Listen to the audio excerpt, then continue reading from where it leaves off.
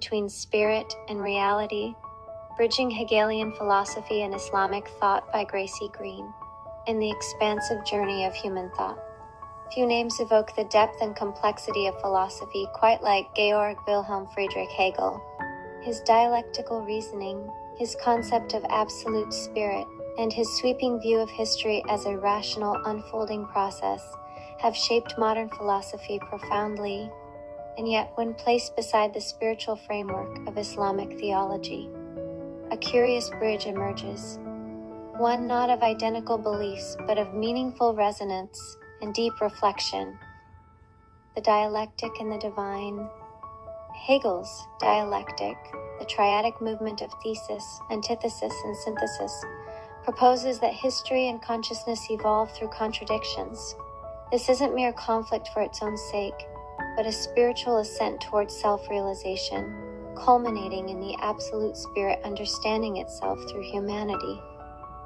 In Islam, while the framework differs, the idea of struggle leading to spiritual realization is familiar. The Quranic concept of jihad al-nafs, the struggle of the soul, speaks directly to this. Life is not linear nor perfect. It is filled with trials, fitan, oppositions, and contradictions, but these are not without purpose. They serve to purify and elevate the believer. Do the people think that they will be left to say, "We believe," and they will not be tried? Quran 29:2.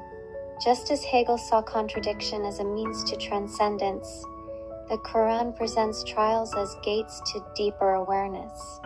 Absolute spirit versus Tawhid, where Hegel speaks of Geist spirit, becoming aware of itself through the human experience. Islamic monotheism, Tawhid, begins with the axiom that God is already perfect, transcendent, and indivisible. Allah does not become, He is.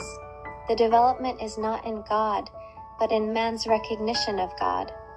Yet Hegel's emphasis on consciousness and history as a spiritual unfolding can, in a certain metaphorical sense, mirror the Islamic notion of humanity being on a path of remembrance, dhikr, rediscovering its fitrah, innate knowledge of God.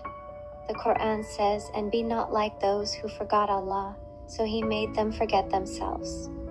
Quran 59:19. In Hegelian terms, forgetting the absolute means remaining alienated, just as forgetting God in Islam leads to existential dislocation. History as a vehicle of spirit. To Hegel, history is not random. It is the theater of spirit realizing itself through human freedom and ethical progress. He called it the slaughter bench of progress, where the past must often be sacrificed for the greater good of the unfolding idea. Islam views history similarly as purposeful, but the purpose is submission to divine will, not self-realization of spirit. Prophets are sent in stages, each speaking to the ethical and spiritual development of humanity. From Adam to Muhammad, revelation builds upon revelation, not as contradiction but as completion. Where Hegel speaks of synthesis, the Quran speaks of Mutimu Nurihi, the completion of divine light. Allah will perfect His light, although the disbelievers dislike it. Quran 61:8, freedom and ethics. For Hegel, freedom is the realization of one's role in the ethical life of the community, what he calls Sittlichkeit. This isn't individual autonomy, it's interdependence guided by reason and law. Islamic ethics resonate here. The Sharia is not a constraint, but a divine structure meant to lead to inner and outer harmony. The Prophet said, "The best of you are those who are best to their families." Sunan al-Tirmidhi. Ethics in both systems are deeply relational. True freedom is not escape from law, but living in harmony with a higher order. The limits of philosophy, the light of revelation here, however, the paths diverge.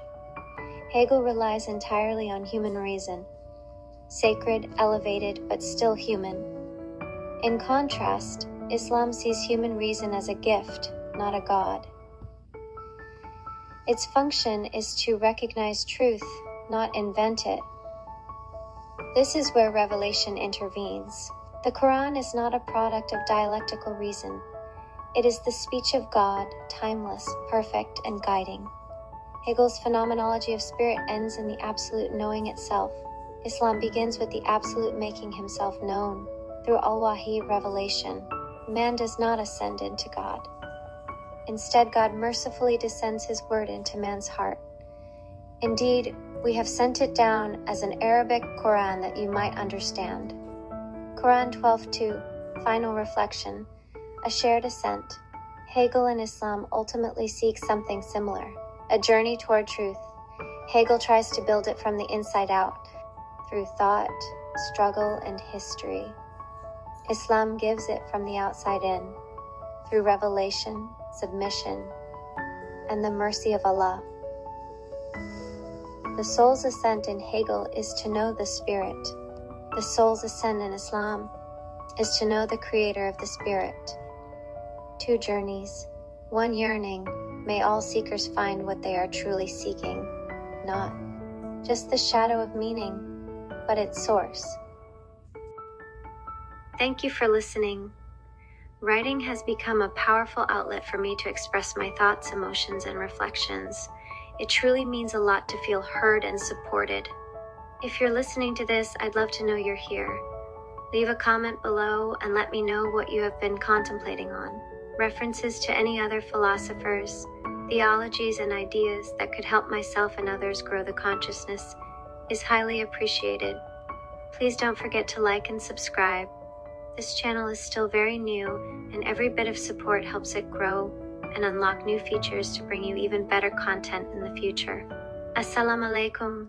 Peace and blessings be with you always. And remember, the only true religion is the religion of truth.